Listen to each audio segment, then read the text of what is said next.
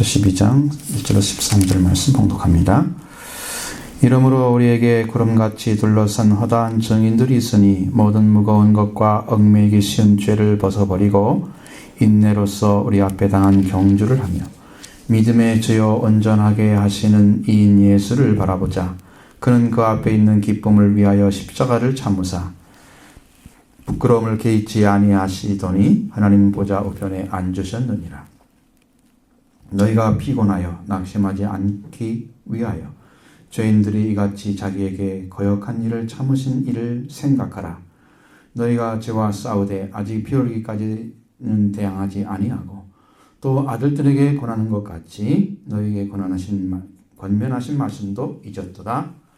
일러스되 내 아들아 주의 징계하심을 경히 여기지 말며 그에게 꾸지람을 받을 때에 낙심하지 말라. 주께서 그 사랑하시는 자를 징계하시고 그가 받으시는 아들마다 채찍질 하심이라 하였으니 너희가 참음은 징계를 받기 위함이라. 하나님이 아들과 같이 너희를 대우하시나니 어찌 아버지가 징계하지 않는 아들이 있으리요. 징계는 다 받는 것이거늘 너희에게 없으면 사생자요 친아들이 아니니라. 또 우리 육신의 아버지가 우리를 징계하여도 공경하였거든 하물며 모든 영의 아버지께 더 복종하여 살려 하지 않겠느냐.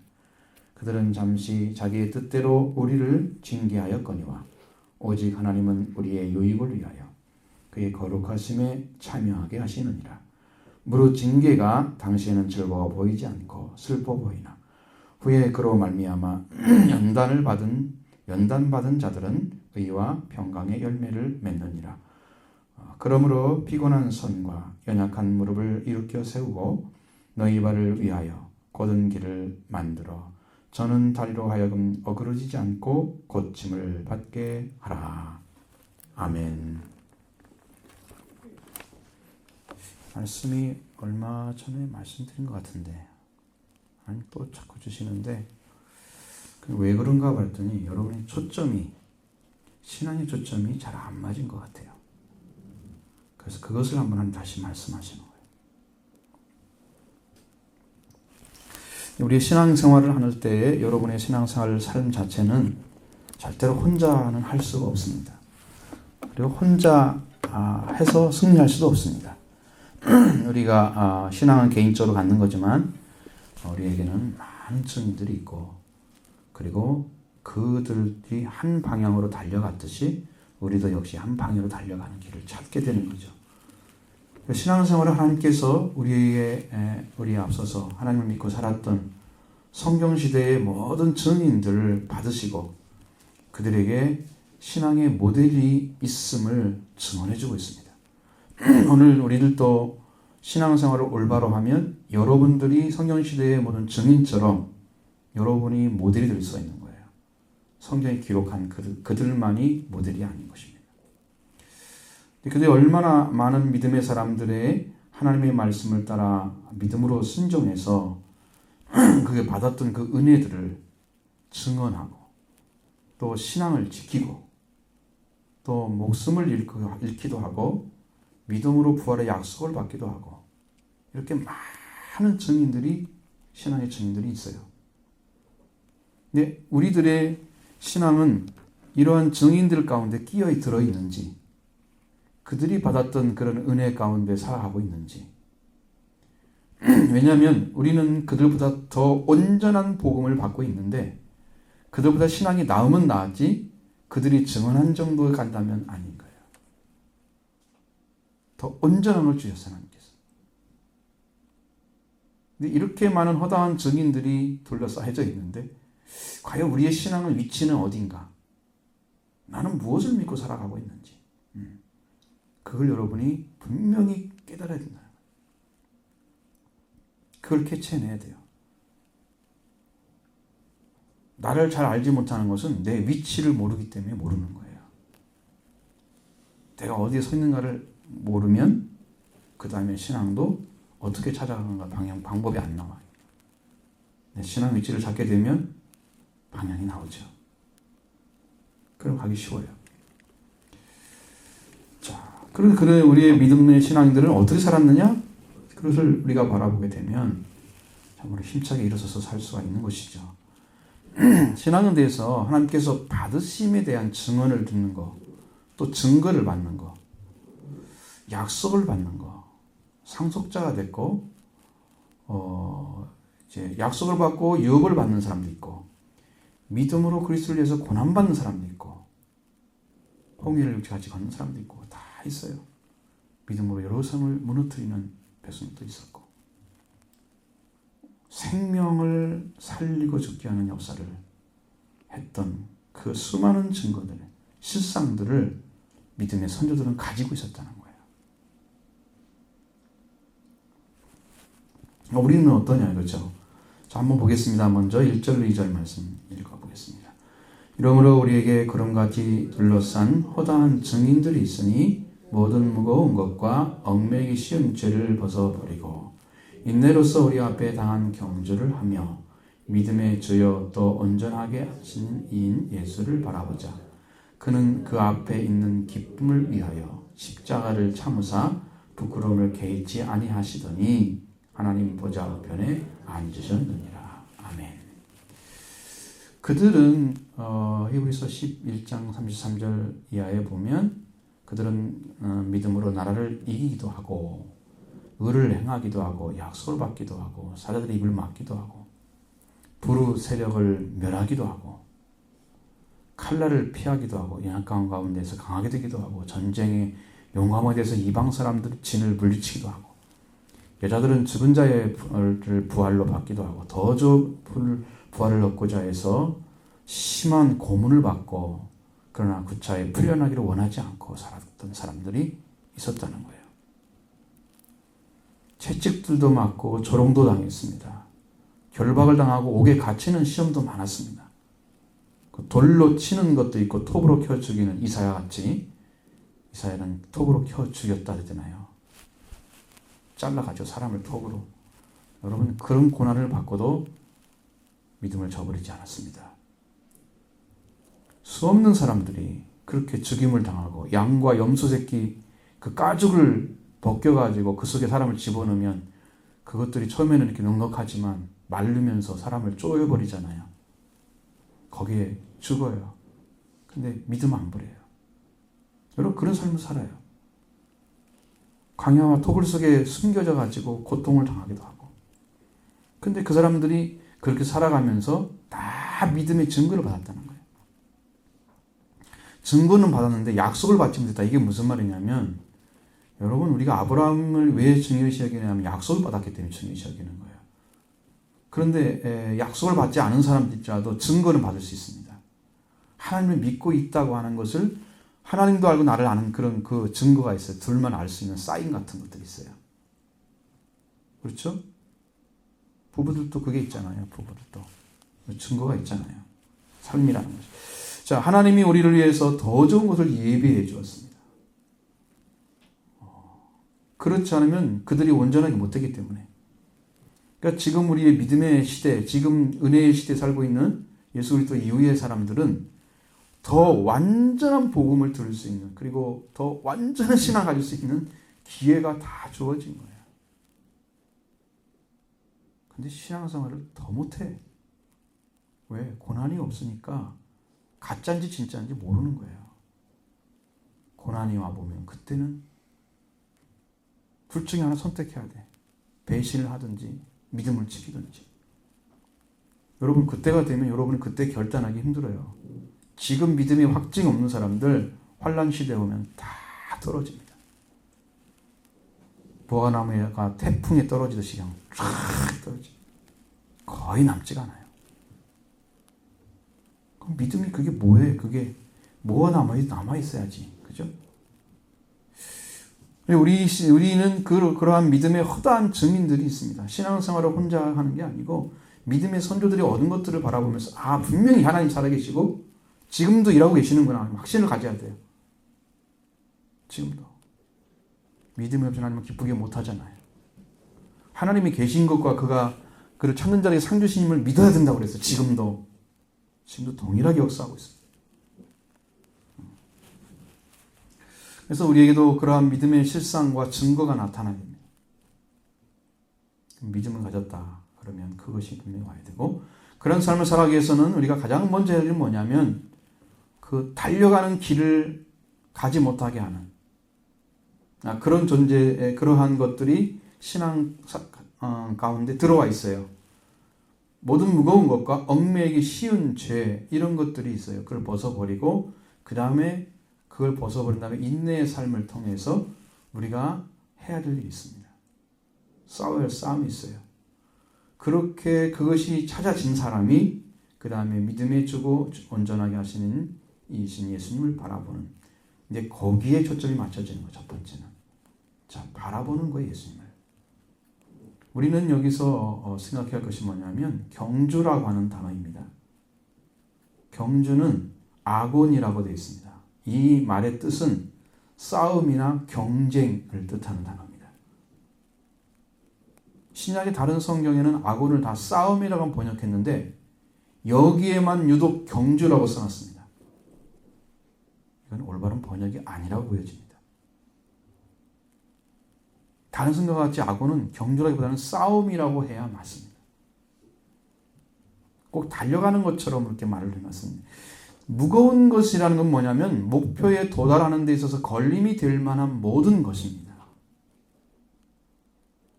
자, 여러분이 하나님께서 부르신 부름의 상을 향해 달려가는데 거기에 걸림이 되는, 목표물에 도달하는데 걸림이 되는 것이 있다면 그것을 벗어버려야 된다는 거예요. 기도를 하는 시간을 뺏고 여러분이 그렇게 삶을 여러분이 그렇게 지탱하고 싶으면 기도하기 못하게 하는 것이 뭔가를 알아야 돼요. 그걸 빼내야 돼요. 그래 기도를 할 수 있는 거예요. 내 생활의 안전, 나 먼저 생각하는 거, 내일 또 일을 해야 되고 그런 것만 생각하지. 지금 당장 은혜 받지 못하면 내일 받는다는 보장이 없어요. 근데 그 은혜 가운데 살지 못하면서 나의 안정만 생각한다면 이 사람도 지금 벗어버려야 할 게 있어요. 목표를 도달하는데 걸림돌이 될 만한 것들은 다 벗어버려야 한다는 거예요. 누구 때문에? 이렇게 되면 벗어버려야 됩니다. 우리 목표를 자꾸 잘못 가게 만들어. 우리는 믿음으로 살도록 부름받았습니다. 그 나라를 향해서 살도록 부름받았습니다. 우리들 자신들은 싸우면서 목표에 도달하도록 벗어버릴 게 분명히 있어요. 근데 여러분 싸우지를 않습니다. 그냥 지나가고 말지. 타협하는 거죠. 우리가 믿음으로 살아가는데 걸림돌 되는 건 다 벗어버려야 돼요. 예수님은 누가복음 9장에서 이렇게 말씀하시죠. 59절 60절에 보면 또 다른 사람이 나를 따르라 하셨을 때에 나로 먼저 가서 내 아버지 장사하기 허락하옵소서 하실 때 예수님 뭐라고 했느냐? 죽은 자들로 자기의 죽은 자를 장사하게 하고 너는 가서 하나님 나라를 전파하라. 그러니까 지금 할 일이 아버지가 지금 돌아가셨어. 그러면 장사를 하고 와서 당신을 따르겠습니다. 이렇게 지금 말을 하는 거잖아요. 근데 죽은 자들로 자기의 죽은 자를 장사하게 하고, 그럼 자기 아버지가 아닌 거야 이게. 예수님은 허락하지 않는 거예요. 그리고 너는 하나님 나라를 전파하라. 이렇게 얘기하는 거예요. 무슨 목적을 위해 살아가는가 정확하게 성경은 나옵니다. 그걸 벗어나오지 못하고 이것도 묶여있고 저것도 묶여있고 저렇게 해가지고 그냥 두리뭉실하게 살아가면 신앙 못 찾습니다. 안 보입니다. 그것이. 왜 제자들이 예수님을 배와 그물을 버리고 아버지를 떠나서 예수님만 따라갔는가를 몰라요. 그거 한 번도 못 찾는 사람들은 일생 동안 종되는 거예요. 그것을. 그래서 목표를 향해 달려가는데 다 걸림돌이 돼. 또 다른 사람이 주여 내가 주를 따르겠습니다만 나로 먼저 내 가족을 작별하게 허락하소서 이렇게 말을 합니다. 예수님께서 뭐라고 하시냐면 손에 징기를 잡고 뒤를 돌아보는 자는 하나님의 나라에 합당하지 않다. 자르십니다. 예수님을 따라가는데 방해되는 요소는 가족이라도 허락하지 않았다는 것이죠. 이 말씀 안에서. 냉혹하게 돌리시죠. 그렇지 않습니다. 그걸 먼저 찾아내지 않으면 여러분 신앙은 불가능한 것입니다. 또 얽매기 쉬운 죄를 벗어버리라 그랬는데 이것은 믿음의 싸움을 하는 데 있어서 심히 방해하는 죄입니다. 방해하는 거예요. 앞에서는 장애를 노릇을 하는 것이었어요. 여기는 방해하는 것입니다. 회방하는 거예요. 회방하는 거. 여러분이 그 목표를 요하는 데서 회방시키고 있는 것들은 다 벗어버리라는 것이죠. 믿음의 싸움을 하면서 가는 길에서 회방을 놓아 달려가지 못하게 하는 죄가 있다면 그걸 벗어버려야 됩니다. 과감하게 행해야 됩니다. 그것을 벗어버리는 그런 심령이 찾아지면 이제 인내의 삶을 살아가게 되는 거예요. 인내로서 이렇게 싸움을 싸워가는데 우리가 주목할 분이 누구냐? 믿음의 창시자이고 완전한 하신 예수님을 봐야 된다는 거죠. 우리 주목해야 된다는 거죠. 이래서 이 한 가지 여러분의 말씀을 알았으면, 이 인내의 자리까지 찾았으면 이제 믿음의 창시자이고 완전하게 하신 이이신 예수님을 주목하라. 이렇게 명령해 주고 있는 거예요. 왜 예수님을 주목하라 그러냐면 예수님 자신이 믿음의 창시자이고 믿음을 온전케 하시는 분이기 때문입니다. 그분을 믿는 것이 믿음의 시작이고 그분이 믿는 것이 믿음의 완성이에요. 그러니까 예수님이 어떻게 해서 승리의 길을 걸어서 하나님의 일을 다 이루시고 그래서 예수님이 승리를 하셨는가? 그걸 생각하라는 거예요. 예수님은 믿음으로 어떤 삶을 살아가셨는가? 어떻게 믿음을 지켜가셨는가? 어떻게 완전하게 이루셨는가? 그것을 주목해 보라는 거예요. 눈을 뜨고 보라는 거예요.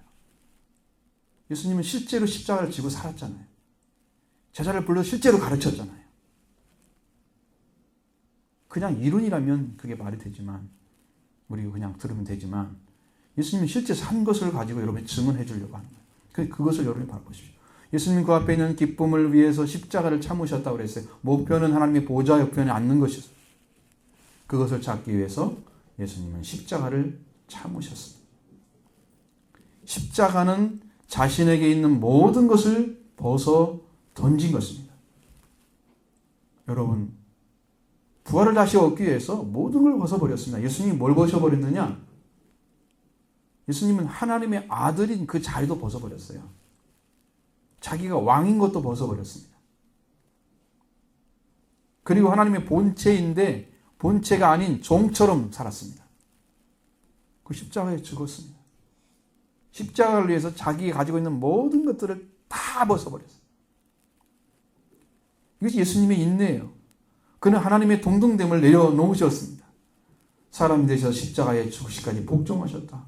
여러분, 십자가는 인생에 있어서 가장 큰 부끄러움입니다. 왜 그러냐면은 십자가는 극악한 죄인들만 못 박아 죽이는 사형 틀이었어요. 그런데 예수님은 죄도 없는데 다 내려놓고 하나님 그 큰 축복의 그 보좌, 하나님의 보좌도 다 내려놓고 하나님의 아들이라도 내려놓고 왕도 내려놓고 정말 사형수와 같은 그런 자리에 떨어져서 죽으신 거예요. 그러면 가장 큰 부끄러움이야, 그게. 가장 높으신 분이 가장 극악한 죄를 지은 사람과 똑같이 취급받고 있는 가장 큰 부끄러움이에요. 근데 그걸 참으시는 거예요. 그걸 참으세요. 여러분, 예수님 그걸 바라보라는 거예요. 여러분은 예수님을 믿기 위해 찾기 위해서 뭘 내려놨습니까? 내려놓는 게 뭐가 있어요? 이거 바라보라는 거예요. 비교해보라는 거예요. 우리의 삶을.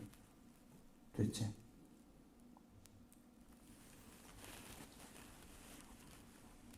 그리고 자신의 가장 연약한 자리에 쓴 것입니다. 그런데 장차 얻을 기쁨과 비교할 수가 없는 완전한 것을 얻기 위해서 그 앞에 있는 기쁨에서 십자가를 참으셨다는 거예요. 십자가는 잠깐의 부끄러움입니다. 예수님 그 부끄러움을 경하게 여기셨다. 개의치 않았단 말 뜻은 그게 원래는 경하게 여겼다. 그런 말입니다. 부끄러움을 아주 가볍게 여긴 거예요. 왜? 더 큰 영광이 있기 때문에. 그 가장 큰 영광인 하나님의 보좌 우편에 다시 올라가신 거예요. 이렇게 예수님은 믿음의 길을 걸어가시고 십자가를 참으시고 부끄러움을 경하게 여기시며 끝내 죽음에서 승리하셔서 우리에게 부활의 소망을 주십니다. 맞는 부활을 주를 만난 자마다 모두가 살아났습니다. 영이 축복의 길을 걸어갔습니다. 부활의 주님을 만난 자마다. 그리고 예수님 40일 동안 저에게 보이고 40일 후에 승천하십니다. 승기라고 하잖아요. 그리고 올라가셨죠. 그 원래의 자리로 그 하나님 보좌에 앉으셨습니다. 승천하셨습니다. 앉으셨습니다. 이 예수님이 완전한 길을 걸으신 거예요. 그래서 우리에게는 예수님이 믿음의 창시자이고 또 완전하게 하신 예수님입니다. 예수님의 삶이 그렇다는 거예요. 예수님이 우리의 믿음의 창시자이고 완전하신 이기 때문에 그 예수님을 너희들도 주목해 보라는 거예요. 주목하라는 거예요. 바라보라는 뜻은 주목하라는 말입니다. 여러분이 그걸 못 보고 똑똑히 보십시오. 예수님 살아간 삶을. 다른 것들로부터 눈을 돌려서 또 다른 어떤 것을 주목하라. 이런 의미가 들어있습니다. 안에는. 여러분이 신앙의 궤도를 바꿔야 됩니다. 내가 신앙생활을 할 때는 이런 목표로 이런 삶을 이렇게 살고 신앙생활을 어떻게 하고 이렇게 세워진 게 있죠. 그런 세워진 것들을 궤도를 바꿔서 예수님이 말씀하신 지금 여기에 예수 그리스도에서 여러분이 다시 목표를 수정해서 맞춰야 돼요. 궤도를 만들어야 돼 다시. 이렇게 본다면 우리가 추구해야 할 믿음의 생활은 하나님과 하나님 나라의 영광이라는 사실을 보여줍니다. 예수님을 주목해야 될 이유는 예수님은 구차하게 사시지 않았습니다. 십자가를 지는데 사람들한테 비굴하게 엎드려가지고 나 좀 십자가 안 지게 달라고 이런 말 하지 않으시죠. 당당하게 지십니다. 십자가를 다 참으십니다. 하나님 보좌 우편에 앉으시는 거예요. 우리가 예수님을 주목해야 하는 것은 그런 십자가의 부끄러움을 아주 경하게 가볍게 여기시고 하나님의 보좌에 앉는 것은 무겁게 여기는 큰 영광, 그 영광을 찾으신 거예요. 우리도 용기를 내서 그 걸어가는 목표를 수정하십시오. 이 땅에 있는 것이 아닙니다. 작은 목표를 위해서 여러분 하나님이 하신 예수 그리스도 하신 일을 너무 작게 여기면 안 되는 거죠. 두 번째는 예수님을 생각할 이유를 3절에 말씀해 놨습니다. 이 3절 말씀을 해석하기 위해서 13절까지 같이 가는 거예요. 내용이. 자, 3절 같이 봅니다. 너희가 피곤하여 낙심하지 않기 위하여 죄인들이 이같이 자기의 거역한 일을 참으신 일을 생각하라. 또 하나 숨겨놓죠. 인내를 하라고 그랬잖아요. 앞에서 2절에. 그러면 그 인내는 뭘 할 때 그러냐면 훈련 기간에는 인내를 해야 됩니다. 여러분이 살아가는 인생은 하나님 나라를 들어가기 위한 훈련 기간입니다. 지금. 여러분 하나님 나라를 찾아낸 사람들. 성경에도 요한복음 3장에는 거듭나면 하나님 나라를 볼 수 있다고 그랬어요. 그리고 물과 성령으로 나면 하나님 나라를 들어갈 수 있다고 그랬어요. 이 두 가지인데 여러분이 지금 하나님 나라가 보이느냐는 거예요. 태어났느냐는 거예요. 그래야 훈련을 받죠. 태어난 자녀를 훈련시키는 거예요.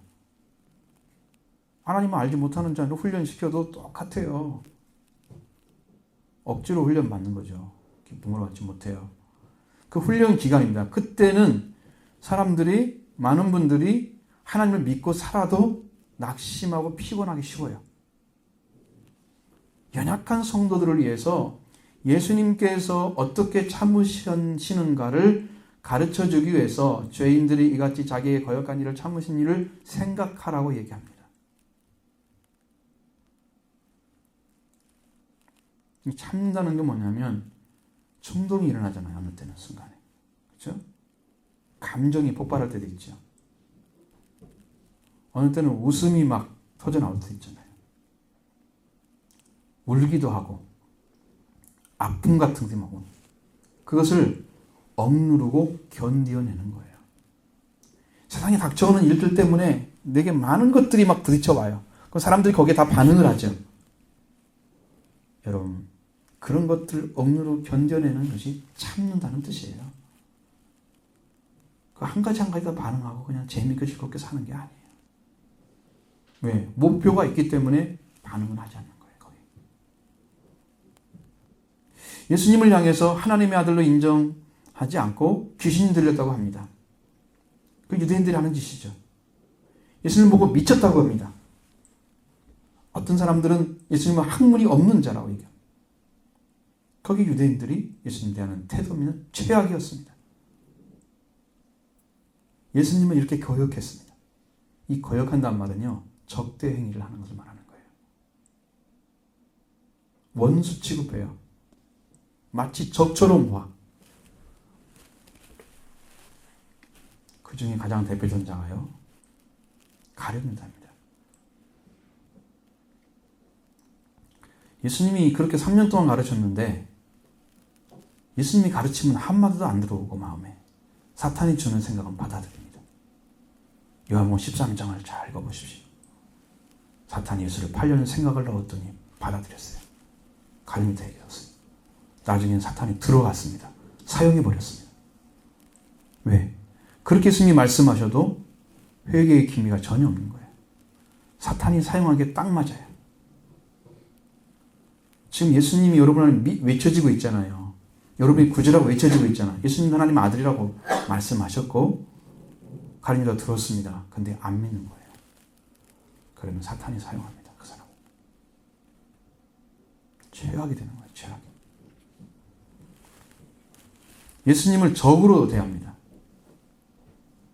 어떻게든 멸망시키려고 그래요. 죽이려고. 그래서 팔아버리잖아요. 은전 30 받고. 적대행위 했죠? 했습니다.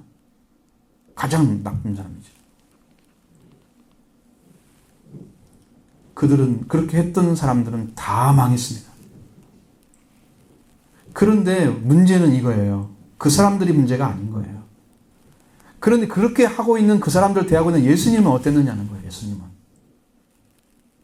예수님은 그것을 참으셨다라고 기록하고 있습니다. 성경은. 자기를 거역한 자, 적대행위한 자를 예수님은 다 참으셨다는 거예요. 그런 걸 드러내지 않고 다 억누르고. 왜? 목표가 있으니까 그걸로 반응하지 않는 거예요. 자, 너를 죽이는 자들의 증언을 봐라. 거짓 증언 쭉 하는데 그들의 얘기에 대해서 한마디 반응하지 않습니다. 이상히 여기더라. 빌라도가 아무 말도 안 하니까 이상히 여겼다. 왜? 변명이라도 해야지. 나 이러지 않았다 뭐 이런 얘기 해. 아무 말도 안 하죠. 그것이 필요가 없기 때문에 예수님 드러낼 필요가 없어요. 그게 참으시는 거예요. 자기 감정, 충동 다 참으시는 거예요. 왜? 그 영광 앞에 그것은 아주 가볍게 여기는 거예요. 그러니까 여러분 하나님 나라를 찾아낸 사람만 그렇게 할 수 있는 거예요. 이것이 더 큰 거기 때문에 더 완전한 거기 때문에 그 영광을 위해서 밑에 것은 참는 거예요. 그 안에 있는 것들은. 그게 믿음인 거죠. 그게 인내의 삶이고. 이러한 자들 위해서 예수님 자신에게 십자가를 지고 죽음으로 몰아넣는 그들을 향해서도 참으셨다 하는 것입니다. 그래서 생각하란 말의 원래 뜻은 신중하게 비교에 의해 고려하다 이런 말이에요.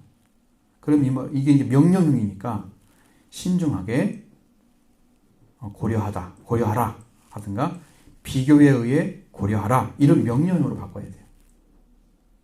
분명하게 예수님의 결론이 무엇이 났는지 네가 신중히 고려해봐라. 네 눈으로 볼 수 있도록 성경에 기록되어 있으니까 그려봐라. 그럼 너의 삶은 어떠냐? 너의 목표는 뭘 하고 있느냐? 수정하라는 거예요. 우리가 참고 견디다기를 하다가 피곤해서 낙심하지 않기 위해서 예수님께 적대행위를 했던 그 죄인들을, 이렇게 자기 획득했던 그런 사람들을, 십자가까지 했던 그들을 참으신 그 분을 신중하게 고려하라. 그분이 어떻게 살았는지 봐라. 너희들은 조그마한 일에도 금방 화를 내고 그냥 드러내버리잖아. 바닥에 나타나잖아. 예수님의 삶과는 비교할 수가 없는 낮은 삶을 살고 있는 거예요. 왜 그러냐면 영광을 못 찾았기 때문에, 하나님 보좌에 들어가는 그 영광을 못 찾았기 때문에 그런 삶밖에 살 수가 없는 거예요. 예수님의 십자가의 죽으심은 곧 죄와 싸우신 결과였습니다. 4절 말씀 보겠습니다.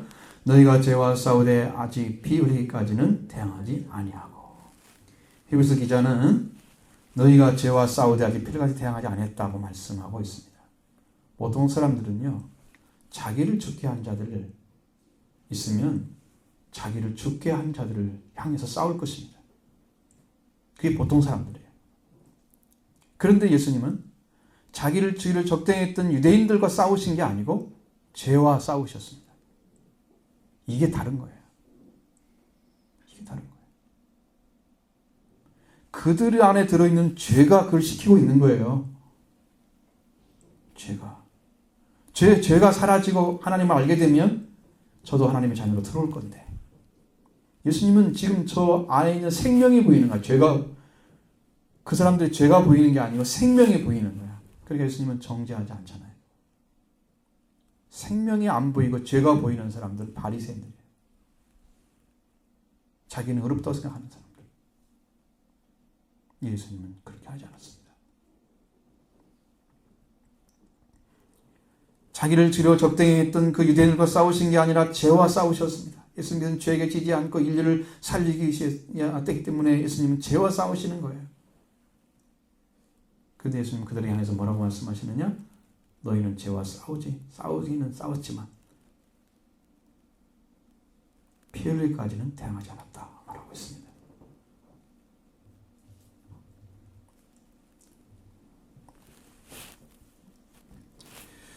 대항하지 않았다는 말은 중소 디퍼런트 단어를 사용하고 있습니다. 이건 뭐냐면, 자, 누가 나를 싸우도록 만들었어요.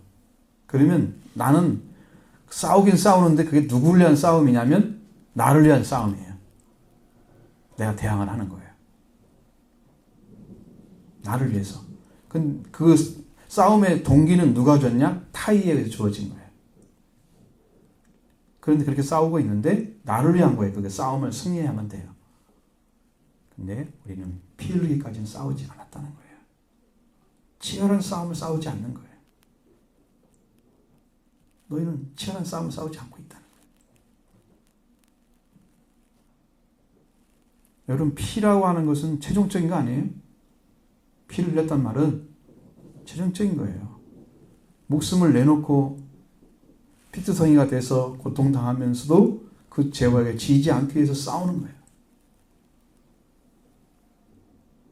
그 싸움이 우리의 싸움이 되야 됩니다. 근데 너희들은 죄와 싸우긴 싸웠지만 피 흘리기까지 싸우지 않았다. 여러분, 그러니까 승리할 수 있겠어요? 죄와 싸우는데 성의가 없는 거예요. 이거 지어도 괜찮은 것처럼 지면 큰일 나는 거예요. 이것은 죄에게 지면 죄의 종이 돼서 죄가 시키는 대로 가야 돼요. 어디로 가겠어요? 그 영이? 여러분 아시잖아요. 지면 안 돼요. 이기는 자만 항상 상이 있는 거예요. 지면 상이 없어요. 성경에는 다 이기는 자만 상을 말씀하고 있습니다. 지는 자 필요 없습니다. 졌으니까 불쌍하게 여기달라고 그렇게 되는 게 아니에요. 그럼 하나님의 능력도 믿음도 다 무시하고 자기 혼자 싸운 거예요? 질 수가 없는 싸움이에요, 우리는요. 하나님의 능력과 은혜를 생각하면 질 수 없는 싸움이에요. 근데 왜? 믿음으로 안 하기 때문이죠. 질 수가 없는 것입니다. 치열한 싸움을 싸워야 된다는 거예요. 그렇게 덤벼들어야 된다는 거예요. 끝까지 승리하십시오. 지금 그 말씀하고 있는 거예요. 그러면서 아들에게 권하는 것 같이 너희를 권하는 말씀을 잊었다라고 말씀해요. 5절로 7절 상반절까지 보겠습니다. 또 아들들에게 권하는 것 같이 너희에게 권하신 말씀도 잊었도다. 일러스되 내 아들아 죄의 징계하심을 경하게 여기지 말며 그에게 거절함을 받을 때에 낙심하지 말라. 주께서 그 사랑하시는 자를 징계하고 그가 받아들이시는 아들마다 채찍질 하심이라 하였으니 너희가 참음은 징계를 받기 위함이라. 아멘. 이 말씀까지 봅니다. 너희는 죄와 싸우되 피를 대항하지 않았다. 그뿐만 아니고 아들들에게 권면하시는 권하는 그 권면의 말씀도 잊었다고 상기시켜주고 있습니다. 그 권면은 뭐냐면 아들들은 주의 징계하심을 경하게 여기지 말고 꾸지람을 받을 때 욕심하지 말라는 거예요. 그 아들들에게 그렇게 말씀하셨어요. 근데 여기 징계하심이라는 단어가 다 반복되고 있는데 이 진짜 징계하심은 한 번밖에 없어요. 그 전부 다른 단어는 교육하거나 훈련하는 거예요. 그 내용이 너무 다르죠. 너무 다릅니다. 여러분 너무 더우면 좀 에어컨을 좀 트시고 그렇게 하심이 분위기가 훨씬 나을 것으로 생각합니다.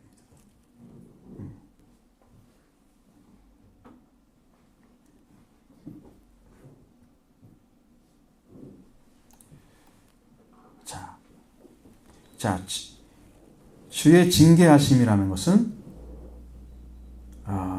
교육을 하거나 훈련을 시키는다는 의미예요. 그렇죠? 자, 부모들이 교육하거나 훈련시켜요, 자녀들을.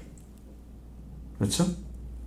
이렇게 훈련을 받을 때에 절대로 그 훈련시키는 자를 멸시하거나 또 책망받을 때에 영적으로 연약해지지 말라. 낙심이란 말은 영적으로 연약해진 걸 말하고 있어요. 연약해지지 말라는 거예요. 그 잠언서 3장 11절의 말씀입니다. 내 아들아 여호와의 징계를 경하게 여기지 말라. 그 꾸지람을 싫어하지 말라. 이렇게 되어 있습니다. 그러니까 이 말씀은 여호와의 징계, 즉 훈련을 받으면서 그것을 거절하는 걸 말하는 거예요. 여러분 훈련시키는데요. 나 그거 안 할래요. 내 마음대로 할 거예요. 훈련 안 받는 거죠. 그게 거절하는 거예요. 그거 하지 말라는 거죠. 거절하지 말라. 책망을 받으면서 싫어하지 말라는 것은 그 책망을 혐오감이나 염증을 가지고 대하지 말라는 거예요. 들었던 말 또 해. 어저께 한 말이야 그거. 난 또 듣고 있어. 염증되는 거죠.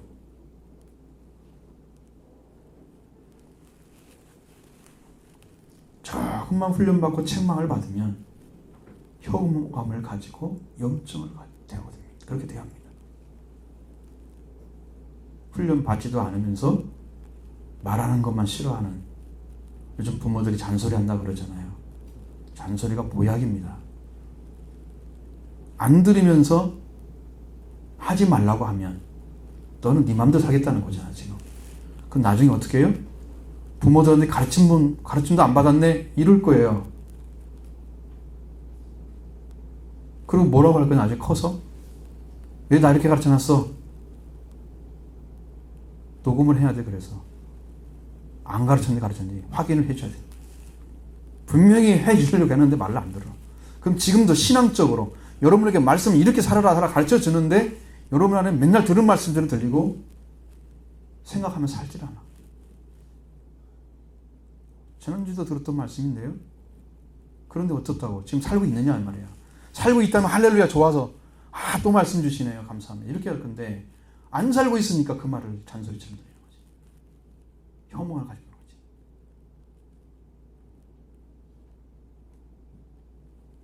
근데 그 말씀이 뭐라고 말씀이냐? 5절에 다시 돌아와 보면 이런 거예요. 하나님께서 계속해서 훈련을 시킬 때에 훈련을 멸시하지 말고 그에 의해서 너희 속의 모습이 드러내어져도 그때도 영적으로 약해지지 말라. 그런 말입니다. 여기서 말하는 것은 드러낸다는 뜻입니다.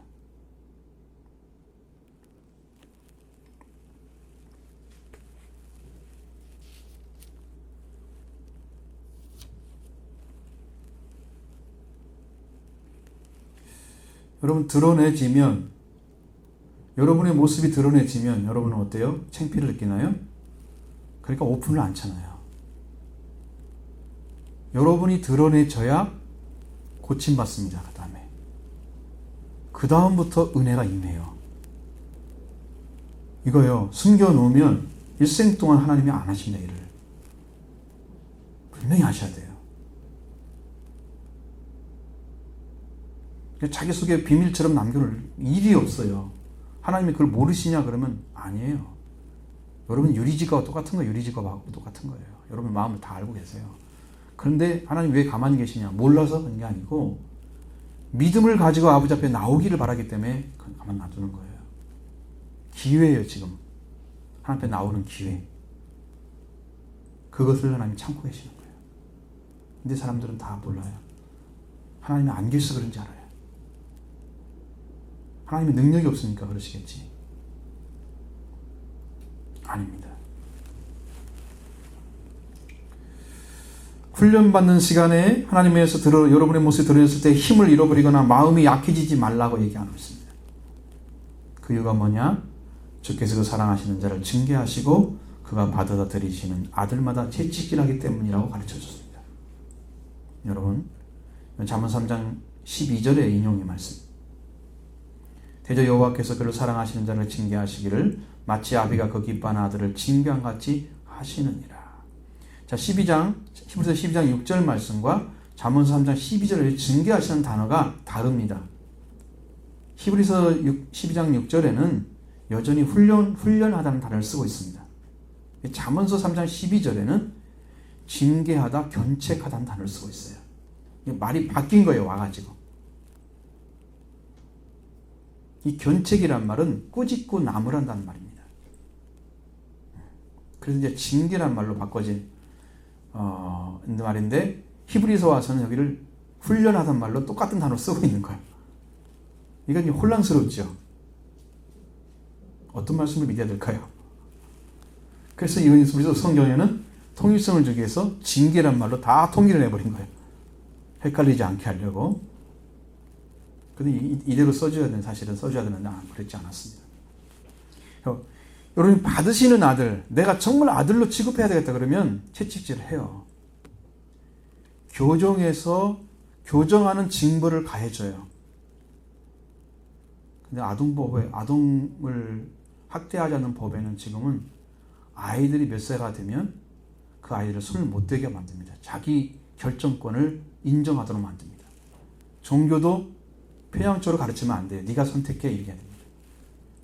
그건 사탄이 노리는 노림수입니다. 유대인들은요, 어렸을 때부터 쭉 가르쳐가지고 그 아이가 그 성경을 다 외우고 살도록 만들어놔 버렸어요.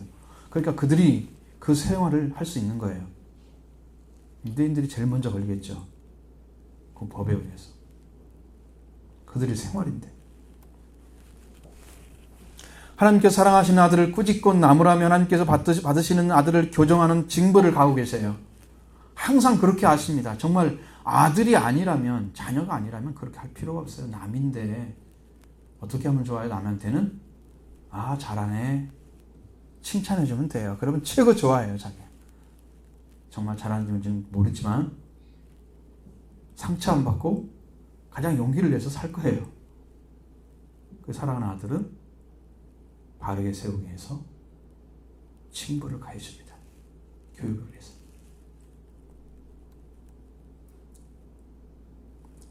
그래서 7절 상반절에 너희가 자음은 징계를 받기 위함이라, 너희가 자음은 훈련을 받기 위함이라고 말씀하고 있습니다.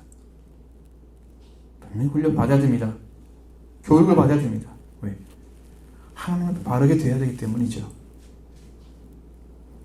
이렇게 해서 여러분도 말씀이 다가와서 여러분을 책망하고 꾸짖고 그렇게 해도 그때마다 낙심하고 넘어지지 마시기 바랍니다. 절대로 그런 일이 있어서는 안 됩니다. 이렇게 훈련을 잘 받으셔야 돼요. 자, 7절 하반절부터 8절 말씀 봅니다. 하나님이 아들과 같이 너희를 대우하시나니 어찌 아버지가 징계하지 않는 아들이 있으리요. 징계는 다 받는 것이거늘 너희가 없으면 살인자여 친아들이 아니니라. 아멘. 하나님께서 우리를 대하실 때 아들과 같이 대우하신다 그랬습니다. 하나님은 아들같이 우리를 처분하고 계신다는 거예요. 처분이란 말은 어떠한 기준에 따라서 처리하는 걸 말합니다. 하나님이 이는 아들이라고 이렇게 기준을 세워놓고 그 아들을 기준으로 맞춰서 훈련을 시켜가는 거예요. 대우한단 말은. 이게 아들이 아닌데 아들처럼 대하면 이상하죠. 하나님은 아들처럼 돼요. 여러분이 하나님을 믿음으로 들어오고 그 길을 걸어가려고 마음에 결정하고 교회를 선택하고 다녔으면 거기에 맞게 하나님이 일을 하세요. 근데 그런 훈련을 받고 있느냐는 거예요. 영적으로. 하나님 여러분 다가오셔서 훈련하고 계십니까? 뭐가 잘못됐는데 아무 말씀도 안 하고 계십니까? 어떤 것이 온전한 것인지 모르는데 말씀하고 않고 계십니까? 그러면 아들처럼 대화하지 않는 거예요. 문제가 있는데 문제가 있다고 말씀하시면서 이렇게 해야 되면 안 된다. 망한다. 책망의 말씀이 오면 지금 아들처럼 하고 있는 거예요. 처분하고 계시는 거예요. 저는 여러 번 맞았기 때문에 올해만 들어왔어도 여러 번 맞았습니다. 정말 주의해야 됩니다. 아들이 아니면 그 말할 필요도 없어 나타낼 필요도 없는 거예요. 아들이기 때문에 나타나는 거예요.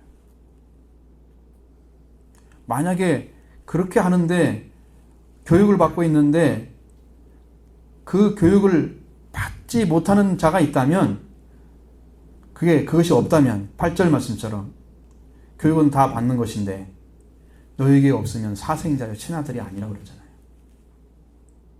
다 받아야 되는데 안 받고 있으면 나는 하나님이 나를 지금 간섭하지 않고 있는 거예요. 하나님의 기준에 의해서 자녀로 지금 들어와서 자녀로 취급해서 자녀로 지금 훈련을 시키지 않고 있는 거예요. 그러니까 아무 일도 없는 거죠. 이거 얼마나 불행한 신앙입니까? 그렇죠? 똑같이 신앙생활하고 있는데 어떤 사람은 하나님이 와서 만지시고 가르쳐 주시고 꾸짖으시고 드러내 주시고 이렇게 해서 계속 성장하도록 만드는데 어떤 사람은 아무 일도 없어. 이게 믿음이 아니야. 이것은 속히 들어오시기 바랍니다. 그런 일이 없으면 정말 철저하게 회개하고 하나님이 나를 처분하시도록 기준에 따라서 하나님의 기준에 따라서 나를 아들처럼 처분하시도록 그렇게 해주셔야 됩니다. 하나님의 간섭 안 해주시면 나는 자녀가 아니야 지금. 그러니까 아무 일도 안 하지.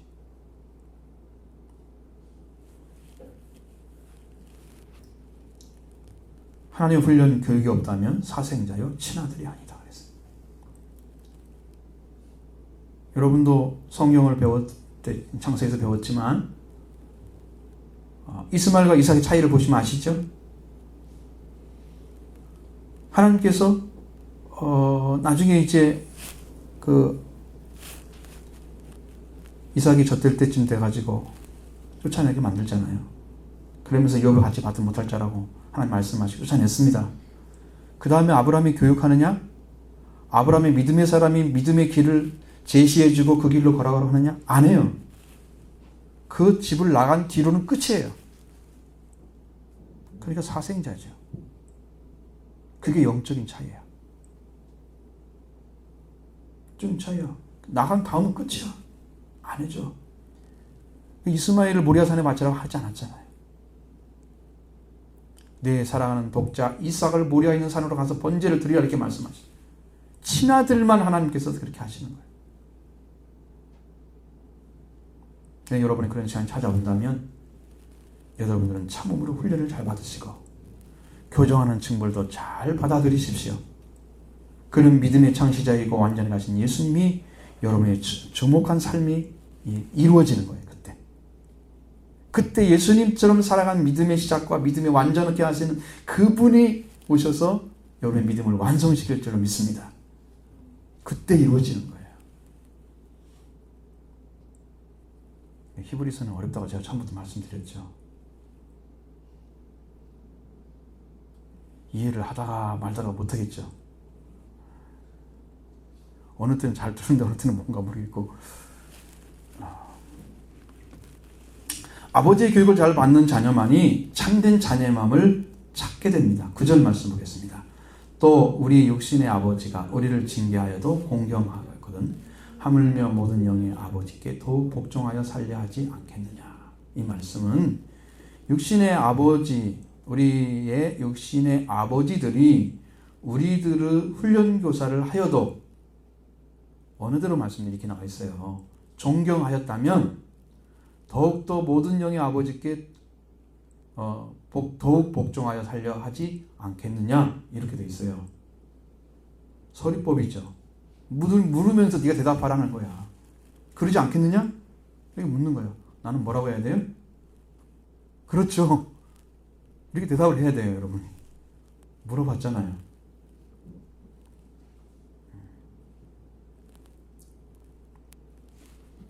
우리도 육신의 아버지가 우리들 훈련교사입니다.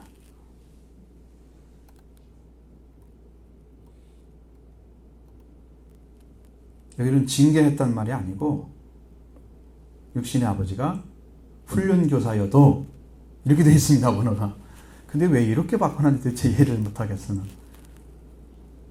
징계하여도, 그러니까 한 가지 단어로 통일시킨 거예요. 한국어는. 한국어 번역은. 그러니까 이해하기가 조금 더 편리할 수도 있어요. 근데 똑같은 단어가 아닙니다. 분명하게 이거는 명사로 되어 있습니다. 자, 아버지가 훈련을 막 시켜 자식을 이렇게 키우기 위해서 어떤 교육의 방침이 있겠죠. 나름대로. 거기에 맞게 잘하게 하려고 키워. 훈련을 시켜. 그래도 부모는 어떻게 해야 돼? 자식은 부모한테 존경해야죠. 존경해야 하잖아요. 아버지 이렇게 하면 싫어. 난 말 안 들을 거야. 그렇게 하기는 어려울 거란 말이에요. 자녀들은 대부분이. 싫어도 따라가는 경우가 태반이잖아요. 아주 드물게는 반항하겠지만, 자, 그냥 부모를 따라갈 수밖에 없는 거예요. 그렇다면 모든 영의 아버지 하나님, 그 하나님께는 더 복종하여 살지 않겠냐 이렇게 묻고 있습니다. 이 모든 영이라는 것은 선한 영을 가리키는 거예요. 여기는 천사들을 가리키는 겁니다. 천사들이 천만천사 막 그러는데 이 천만이라는 의미는 원래 숫자를 가리키는 말이 아니에요. 여러분, 숫자를 셀 수 없는 무리를 가리키는 거예요. 우리 찬송에도 천만 성도 찬양한단 말이 나오는데 그 천만도 역시 숫자가 아니에요. 지구에 산 사람 중에 1000만밖에 없겠어요? 지구상에서 지금 살아간 사람들 중에 한국에 들어간 사람들이 아니에요. 그게 아니고 무지한 숫자, 셀 수가 없는 숫자를 가리키는 거예요. 여기도 천사들, 모든 영의 아버지, 더욱더 복종하여 살지 않겠느냐. 여러분이 그 아버지를 발견하시면 여러분도 복종하여 살기를 원하실 것입니다. 여러분, 우리들 이렇게 교육하시고 아들처럼 처분하시는 아버지께 더 복종하여 살아가기를 바랍니다. 왜 모든 영의 아버지 복종해야 하는가에 대해서 말씀해 주시는 10절을 같이 보겠습니다. 그들은 잠시 자기의 뜻대로 우리를 징계하였거니와 오직 하나님은 우리의 유익을 위하여 그의 거룩하심에 참여하게 하시느니라. 여기서 그들은 육신의 아버지를 가리킵니다. 당연하지 않겠어요?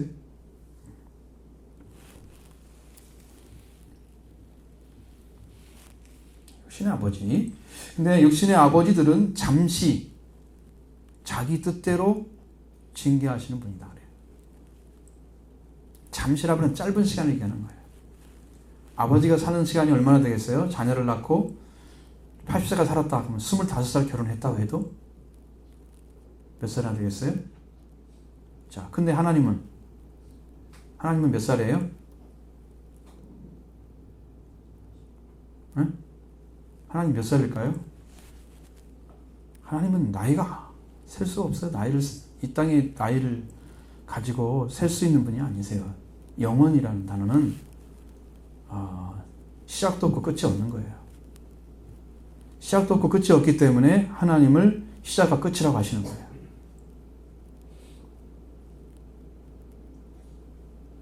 왜? 시작과 끝이 동일하시기 때문에. 언제 계시다가 언제 사라지신 분이 아니라는 것이. 끝도 되시고 시작도 되시고 항상 동일하신 분. 그래서 아버지는 그 자기의 뜻대로 자녀에게 교육을 하는데 그것도 그 자녀에게 유익을 끼칠 수도 있고 그렇지 않을 수도 있습니다. 그 교육하는데 훈련을 징계하는데 그게 훈련이란 말인데 교육이나 근데 계속해요. 왜?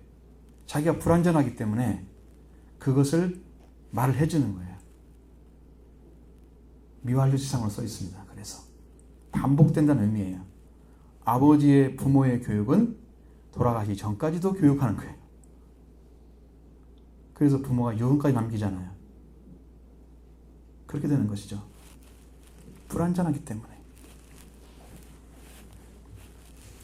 자녀를 정말 살리는 말을 하고 살고 자녀를 온전하게 하기 위해서 살아왔는지 아닌지 그것은 그 자녀가 받은 그 교훈이 열매가 맺어질 때 알 수 있는 거죠. 그런데도 해. 그게 옳은지 그런지 모르고 자기가 배운 대로 하는 거니까. 그게 부모들이 하는 거예요. 자기의 뜻대로. 육신의 아버지는 이게 가장 좋은 거야. 이렇게 살아. 훈련교사가 돼서 그 일을 합니다. 그게 육신의 아버지의 끝이에요. 그런데 하나님은 우리의 유익을 위해서 그의 거룩하심에 참여하게 하신다는 거예요. 우리가 하나님의 거룩하심에 참여하면 자녀입니다. 자녀만이 거룩함에 참여할 수 있어요. 하나님은 우리를 자녀에 들어가게 만들면 일을 하는 거예요. 온전히 우리의 유익을 위해서만 일하시는 분이세요.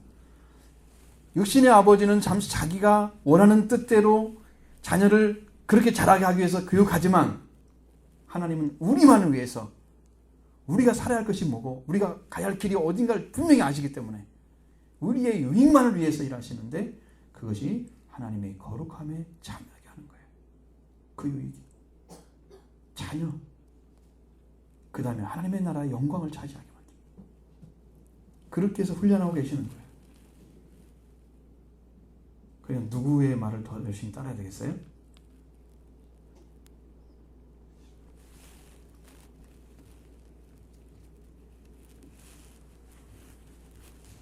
여러분 마음속에는 다 이미 짐작되고 그 중심을 좀 잡았을 거라 생각하는데, 자, 훈련받는 기간은 어떻습니까? 절대로 즐겁지 않습니다. 슬퍼 보입니다. 훈련받는 사람들은 훈련이 끝나게 되면 열매가 맺어지는 거예요.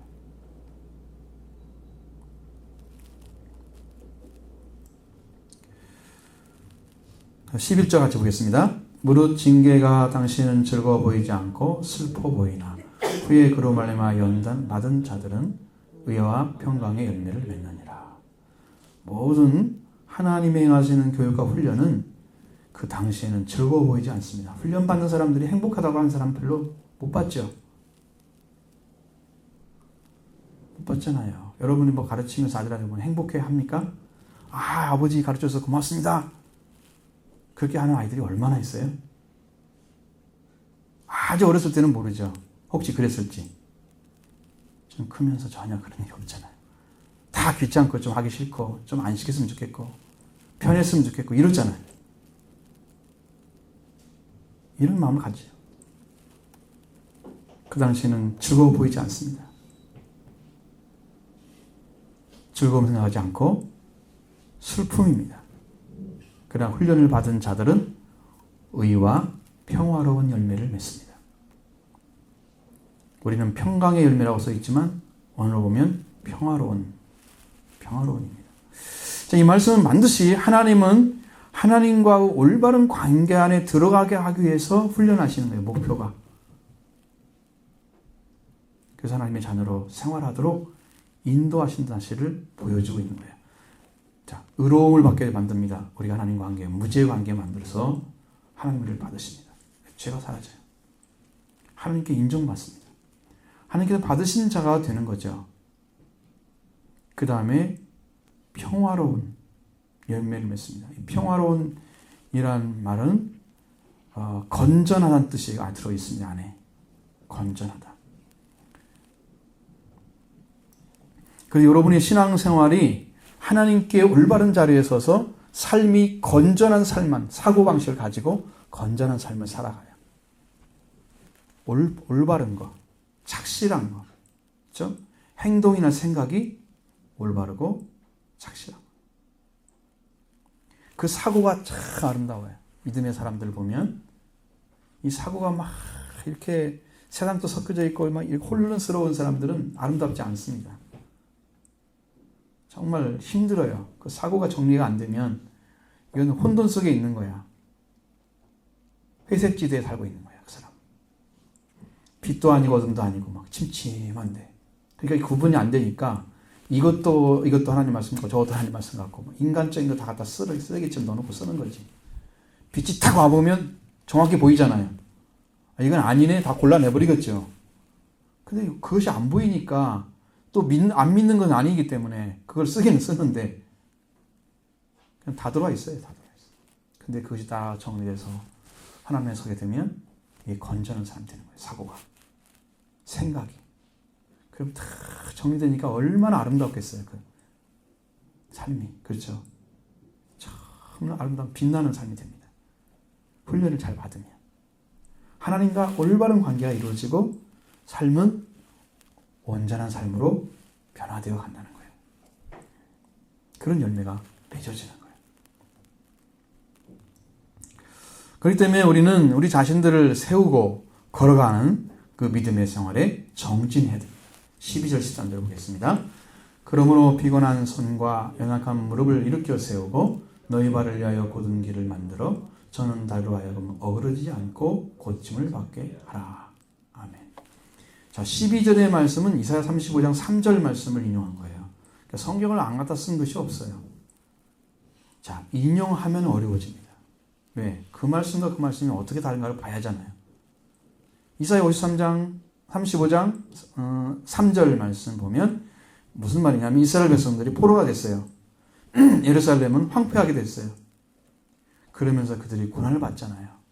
그 고난을 받음으로 해서 소진되어 버린 상태. 소진되어 버렸어요. 정신적으로도 육체적으로도 생활로도 다 소진되어 버렸어요. 그때 있는 상태에 있는 너희들을 어떻게 할 거다라고 하나님께서 말씀을 주시는 것이 바로 그거예요. 너희는 약한 손을 강하게 하며 떨리는 무릎을 굳게 하며. 약한 손이 되어버렸어요. 그리고 무릎이 그냥 일어설 수가 없대. 떨려. 일어서도 못해. 근데 어떻게 하라고요? 강하게 하고 굳게 하라 그러잖아요. 희망을 주는 거예요. 이 말씀을 히브리서를 기록한 그 기록자는 뭐라고 했냐면 오늘 너희들도 이러한 인내의 삶을 생활을 하면서 받은 고난으로 해서 소진되었던 너희들이 강하고 담대해지라고 이렇게 말씀하고 있는 거예요. 히브리서 10장 3절에 너희가 피곤하여 낙심하지 않게 죄인들에게 같이 너에게 자기에게 거역한 자를 참으신 일을 생각하라. 이 말씀을 기억하셔야 됩니다. 하나님이 아들과 같이 훈련하실 때 그때 인내의 삶에 들어가는 시간들이에요. 자, 일의 삶을 살아가면서 지치고 영적으로 연약해지기 쉽죠? 예수님께서는 그를 죽음에 몰아넣는 그 십자가를 죽게 한 자들을 위해서 참고 견디셨습니다. 그분을 한번 생각해봐라. 앞에 있는 즐거움 때문에 하나님 보좌 앞에 앉으시는 그 은총수, 그 은혜를, 그 목표를 기억하시면서 예수님은 끝까지 승리하셨습니다. 예수님 자기를 죽음에 몰아넣는 자들 향해서 적대자들의 일을 한 일을 참으시며 신중하게 그리고 비교해서 고려해보라고 말씀하십니다. 12장 12절에는 그러므로 인내의 생활, 하나님께서 교육하시고 훈련하신 그 시간 되면 때에 그 시간이 되었을 때 그 시간 동안의 과정 속에서 그 가운데 있을 때 피곤한 손, 즉 풀린 손을 말하는 거예요. 손이 풀렸어요. 힘이 다 빠졌다는 뜻이죠. 자, 그 다음에 연약한 무릎 일으켜 세우라고 말씀하십니다. 이제 원어로 보면 이 피곤한 손이라는 말은 풀린 손이라는 뜻인데 원래는 불구가 된 손을 말하는 거예요. 불구가 된. 자, 힘이 빠진 정도가 아니고 손을 쓸 수가 없게 정도로 돼버렸어요. 아예 뭐 어떻게 할 수가 없어. 이런 손이에요. 그래서 무용해서 아무것도 성취할 수 없는 것을 말하고 있는 거예요. 자, 이들은 이제 피곤한 손과 연약한 무릎은 뭘 말하냐면 철저하게 소진되고 자잘한 사람들을 가리켜서 하는 얘기입니다. 여러분 신앙생활 하면서 마음에 소진되고 아무것도 얻은 것도 없는 것처럼 보여지는 그 순간이 오게 되면 이 말씀을 기억하셔야 돼요. 왜 나 아무것도 안 남아있지? 내 신앙생활 했는데 나는 믿음에 무슨 조금이라도 남아있었는데 아무것도 없어. 훈련받고 있는 기간이야 지금 세상에 사는 동안에. 없다면 이걸 보셔야 돼요. 철저하게 소진되고 좌절된 사람들에게 뭐라고 말씀하십니까? 그들에게 힘을 주어 힘을 회복시켜 세우라 그런 뜻입니다. 그냥 세우란 말 뜻이 아니고 힘을 회복시켜 세우라. 그러니까 손도 고침받아야 되고 무릎도 일으켜 세워져야 됩니다. 새 힘을 얻어서 걸을 수 있는 힘을 갖게 하라는 뜻이에요. 여러분 그건 어디서 해야 됩니까? 교회에서 해야 되죠. 교회에서 해야 됩니다. 교회에서 성도들에게 해줘야 돼요. 또 여러분들이 믿음의 힘을 가지고 있는 분이라면 지금 넘어진 자들 향해서 해줘야 돼요. 우리가 할 일이에요, 그것이. 결국은. 뿐만 아니라 13절에는 우리 발을 위하여 곧은 길을 만들어 손상을 입은 다리로 어그러지지 않고 고침을 받게 하라고 말씀하고 있습니다. 13절 같이 봅니다. 너희 발을 위하여 곧은 길을 만들어 저는 다리로 하여금 어그러지지 않고 고침을 받게 하라. 자, 다시 읽는 이유가 이 말씀도 잠언서 4장 26절을 인용한 말씀이에요. 그래서 다 읽는 거예요.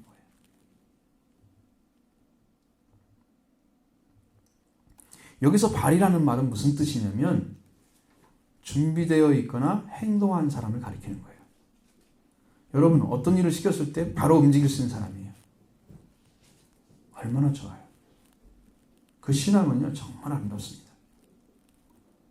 이렇게 믿음의 인내를 통해서 갈 길을 준비가 되어 있거나 행동을 위해서 사는 사람을 위해서 곧은 길을 만들어서 저는 다르가 하여금 어르지 않고 고침을 받게 하라고 명령하고 있어요. 이 곧은 길이 뭐냐면은 하나님께서 주신 방향을 가리키는 거예요. 자, 여러분 신앙생활에서 이제 우리가 예수님 때 생각해 봐요. 예수님도 하나님께 곧바로 가는 길이 평탄케 하라고 그랬죠. 지름길을 내 가지고. 그렇죠? 그 세례 요한이 외쳤던 말씀이에요. 그러니까 하나님께 직접 가는 길이 지금 있어요. 그것이 찾아지면 여러분도 그게 찾아지면 신앙생활이 아주 쉬워져요. 준비된 다리가 걸으면 되는 거예요. 걸어가면 되는 거예요. 이제 힘을 회복을 시켜줬잖아요. 힘을 회복시켜서 이제 다리가 걷기 시작해요. 곧은 길을 찾아졌기 때문에 이제는 산길도 아니고 오솔길도 아니고 힘든 그 고난의 길이 아니에요. 얘는 평화의 길을 걸어가는 사람이 된 거예요. 우리 목표는 찾아졌습니다. 근데 여기의 목표는 뭐냐면 부활하신 예수님을 가리키는 겁니다. 부활하신 예수님이 찾아져야 됩니다. 여러분 안에. 우리 목적 선언문은 최종적으로는 뭡니까? 7번째는 하나님을 경배하는 자 되는 거예요. 분명히 목표가 있죠. 우리 교회의 목표는 뭡니까? 맨 마지막에는 사랑으로 생명을 살리는 거예요. 그게 목표예요. 그래서 성장하는 것입니다. 이 모든 것에 목표가 있을지라도 궁극적인 목표는 뭐냐면 부활하신 그리스도를 따라가는 것입니다. 여러분이 그 길이 찾아지면 곧은 길이 만들어진 거예요. 그럼 지금까지 봤던 훈련들이 너무 쉬워진 거야, 이제는. 이제는 갈만해. 그전에는 피곤하고 힘들고 고통스러웠는데 그런 것들은 다 사라지고 이제는 평화의 길을 걸어가는 거예요. 하나님과 우리 관계가 평화로운 관계가 됐어요. 그 길이 찾아져서 여러분 삶이, 신앙이 행복해지는 거예요. 인위적인 행복이라는 것은 여러분 만들어지지 않습니다. 어느 시간이 지나면 똑같이 돼요. 힘든 부부가 힘들으니까 여행 한번 갔다 와라. 그러면 괜찮을 거다. 여행 갔다 왔는데 그때는 좀 괜찮아졌죠? 돌아오면 똑같은 집에 또 살아야 하잖아요. 하나도 안 바뀝니다. 마음이 안 바뀌는 이상, 목표가 분명히 수정돼서 분명히 가지고 가지 않는 이상 변화되지가 않습니다. 찾아지지가 않아요. 여러분이 신앙생활을 이렇게 해보고 저렇게 해보고 해보는데도 잘 안 돼. 왜? 예수 그리스도 부활의 주님이 찾아지지 않느냐. 그 신앙이 그렇게 되는 거예요. 그래서 너무너무 힘들어지는 거예요. 신앙생활이. 하면 할수록 더 좋을 줄 알았는데 하면 할수록 더 힘드네. 이건 뭐가 안 된 거예요? 곧은 길이 안 만들어진 사람들. 곧은 길이 만들어져서 여러분이 찾아지면 그 다음에 삶은 어떻습니까? 그 고통스러운 삶이 다 지나가 버립니다. 지금 다리가 힘들어 이랬잖아요. 그게 어그러진 거잖아요. 어그러진 거. 어그러지 않게, 이 어그랬다면 원래 의미는 관절이나 뼈가 탈구된 것을 말하는 거예요. 여러분 어깨 빠졌단 말 들어봤어요? 들어보긴 하겠죠? 근데 저는 더 이상한 거 들어봤어요. 뭐냐면 무릎이 빠졌단 말도 들어봤어요. 들어봤습니까? 무릎 뼈가 빠져가지고 툭 빠져나와. 그럼 다시 넣어야 돼. 들어봤어요? 못 들어봤죠? 제가 어저께 들어봤습니다. 이게 탈구되는 거 탈구 지금 뼈가. 그러면 그 사람은 고통은 말할 것도 없고 걷지도 못하고 아무 일도 못해요. 탈구되면. 어느 하나만 탈구돼도. 그런 탈구되지 않게 상한 다리가 관절이나 뼈가 탈구되지 않도록 치료를 받게 하라는 거예요. 지금까지 걸어왔던 것들이 고통스럽고 힘든 상황들이 너무 많았는데 이제 고등길을 잡고 착 걸어가니까 그런 것들이 다 고쳐집니다. 지금까지의 삶은 고통은 다 사라지고 평화의 길을 걷게 되는 거예요. 그래서 다 고쳐지는 거예요. 과거의 삶도 평화로운 삶으로 다 바꿔집니다. 축복의 삶이 되는 거예요. 그러니까 이것은 사실을 말하는 게 아니고 비유적으로 설명한 거예요. 비유적으로. 자, 우리들 신앙생활에서 많은 말씀을 듣고 순종의 삶으로 옮겨가는 과정 중에 잘 되지 않고 그래서 문제가 생기는 경우가 많이 있습니다. 그런데 그것을 문제를 안고 그냥 지나가요. 해결하진 않아요.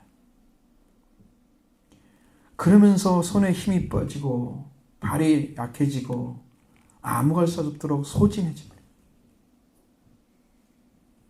샘을 다시 얻지 않으면 일어설 수가 없는 자리까지 떨어져 버리는 거예요. 신앙이. 자, 이런 신앙 가운데 있는 자들을 향해서 너희는 예수님을 주목해봐라. 예수님이 삼으신 것, 예수님이 고통 중에 승리하신 것, 그걸 바라보라는 거예요. 예수님을 목표로 해서 어떠한 과정을 통해서 승리하셨는가를 너희가 주목하여 봐라. 자기를 십자가에 못 박은 이들을 향해서 참으신 그를 신중하게 고려해봐라. 그분이 어떻게 살아가는 걸 봐라. 너희도. 그러는 거예요. 우리는 예수님을 받으신 고난과 인내를 잘 모르고 있습니다. 깊이는 모르죠.